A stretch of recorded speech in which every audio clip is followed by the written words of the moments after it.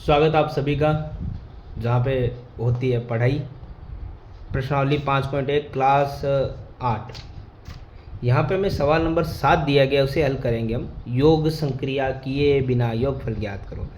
योग मतलब जोड़। जोड़ करके तो हम सिंपली बता सकते हैं ये इसका योग क्या आएगा। 1 और 3 4, 4 5 9, 9 7 16, 16 और 9 25। लेकिन ये तो कह रहा जोड़ करो ही मत, बिना जोड़ किए बता दो फटाफट कितना उत्तर आ रहा है। तो इसका एक तरीका होता है, वो हम आपको बताते हैं। देखो सबसे पहले क्या है, आप एक चीज़ देख रहे हो, सारी संख्याएं विषम है ना। तो हम क्या कर सकते हैं कि आपको सारी संख्याएं विषम दिख रही है, सभी लगातार विषम जो संख्याएं होती है हमारी, लगातार मतलब एक के बाद दो तो सम होती है, 3 विषम होती है, 4 सम होती है, 5 विषम होती है। कोई भी एक भी विषम संख्या को छोड़ा नहीं गया। कहने का मतलब ये है कि सभी लगातार जो संख्या आ रही है उनको लिया गया है ना, छोड़ा किसी को भी नहीं गया। तो आपको बस यही ध्यान रखना है कि पहली जो आपकी विषम संख्या होती है वहाँ से लेकर सभी लगातार जो विषम संख्या आ रही है, ठीक है ना, हमें क्या करना पड़ता है, उनको सिर्फ और सिर्फ अंकों को काउंट करना होता है। 1 2 3 4 5, ठीक है। इसमें हम लिख देते हैं, जैसे पहली n मान लो, क्योंकि शुरू जहाँ से भी हो रही है एक से हो रही है, जैसे वो है ना।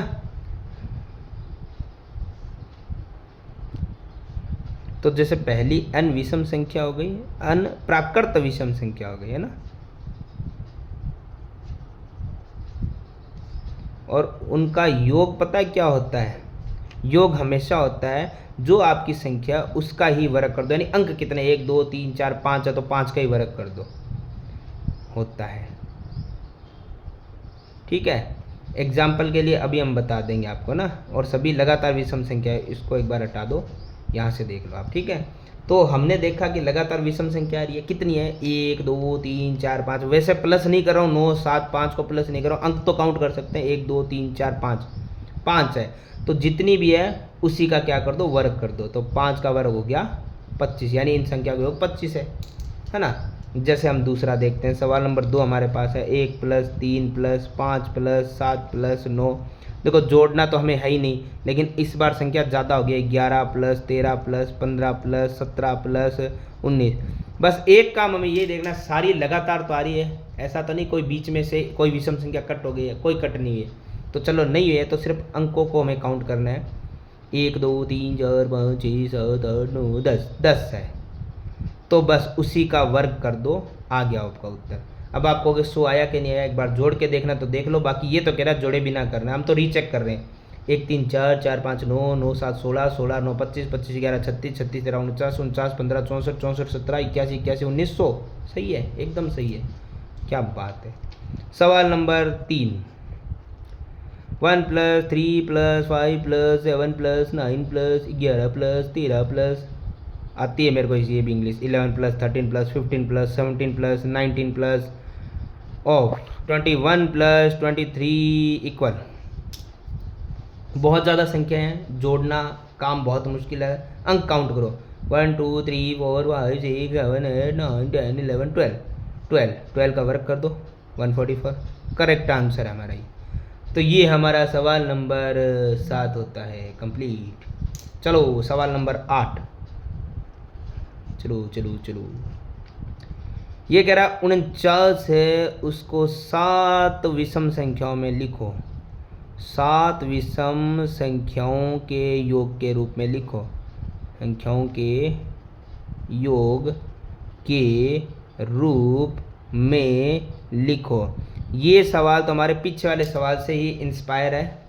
देखो भैया, लगातार जो विषम संख्याएं आती है ना, 1 से हम शुरू करते हैं, उसको आप 7 संख्याओं में लिखो, 8 में लिखो, उसी का वर्ग बन जाती है। तो हम 7 बार लिखेंगे तो 7 का वर्ग 49 बन जाएगा। कैसे, 1 से शुरू करना, विषम संख्या सम नहीं होनी चाहिए, 1 प्लस फिर अगली विषम संख्या 3 आती है, छोड़नी एक भी नहीं है, 5 आती है, फिर अगली 7 आती है, अगली संख्या 9 आती है। ये 7 होनी चाहिए ना संख्याएं, 1 2 3 4 5 हो गई, छठी संख्या 9 के बाद आएगी 11 और 7वीं आएगी 13। अब इनका योग 49 ही है।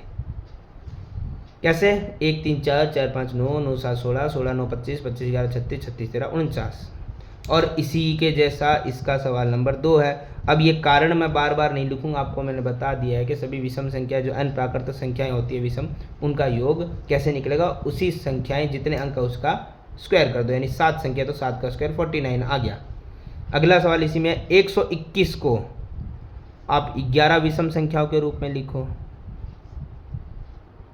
11 विषम संख्याओं का के रूप। चलो आगे तो आप सवाल समझ गए।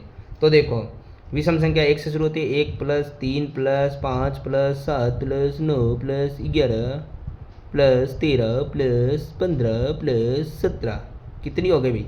11 होनी चाहिए ना। 1 2 3 4 5 6 7 8 9, 2 संख्या और चाहिए, 19 और 21 हो गई। 1 2 3 4 5 6 7 8 9 10 11।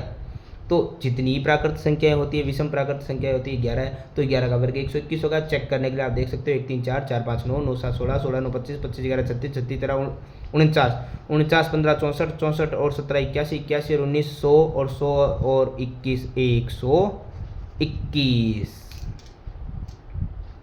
सवाल नंबर 9, सवाल नंबर 9 ये कह रहा है कि आपको निम्नलिखित संख्याएं दे रखी है, संख्याओं के वर्ग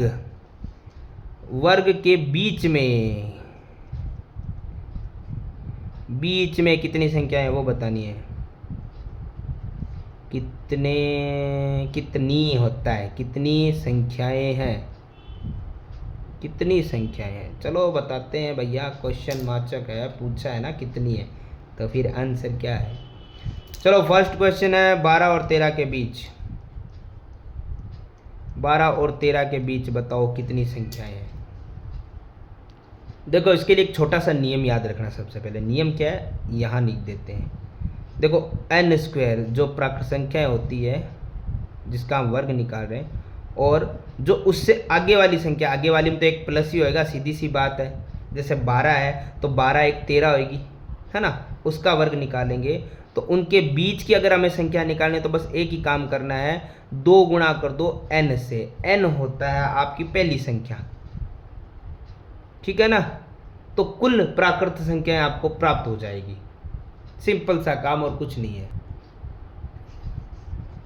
अब इस रूल से हम चलेंगे। देखो यहाँ पे 12 और 13 है, तो आपको पता है कि पहली संख्या n जो कि है 12, ठीक है, उसी का हमें क्या करना है, 2 के साथ गुणा करनी है, तो आएगा 24। तो हम बता सकते हैं कि 12 और 13 के बीच में कितनी संख्याएं हैं, 24 संख्याएं हैं। ये हमारा आंसर हो गया। इसी में आप सेकंड नंबर अगर क्वेश्चन करोगे तो बड़ा आसान सा, कोई ज़्यादा कुछ नहीं है, ठीक है। जैसे अगला सवाल आपको दिया गया 25 और 26 के बीच में, तो आपको करना क्या है, आपको पहली आपकी प्राकृत संख्या कितनी है, 25 है ना, क्योंकि अगली तो 25 + 1 26 हो रही है। तो n क्या है, n वो 25 पहली संख्या है, उसकी 2 से गुणा कर दो 50। इनके बीच में 50 संख्याओं का अंतर है। 51वीं संख्या आपका अगली संख्या का वर्ग बन जाता है। इसी में आप देखो तीसरा सवाल है वो 9900। अब बहुत बड़ी संख्या है तो आप कंफ्यूज होते हो, कंफ्यूज होने वाली कोई बात नहीं है। इसमें n कौन सा आ गया, 99 पहली संख्या और उसकी 2 से गुणा कर दो, तो ये आ गया 198। इतनी संख्याओं का अंतर है 99 के वर्ग और 100 के वर्ग के बीच में, ठीक है। तो ये हो गया हमारा सवाल नंबर 9। प्रश्नावली संख्या 5.1 होती है कंप्लीट। इसके अलावा अगर आपको कोई किसी भी प्रकार के सवालों में दिक्कत है किसी भी कक्षा के, तो उसके लिए आप कमेंट कर सकते हैं, ताकि आपको वीडियो के थ्रू, यूट्यूब के थ्रू ही आपको वो जो सोल्यूशन है आपको वीडियो के माध्यम से आपको पहुंचाया जा सके, यूट्यूब के माध्यम से, ठीक है। तो आप ऐसे सवालों के लिए कमेंट कर सकते हैं। बाकी ये 5.1 होती है कंप्लीट कक्षा 8 की प्रश्नावली संख्या 5.1।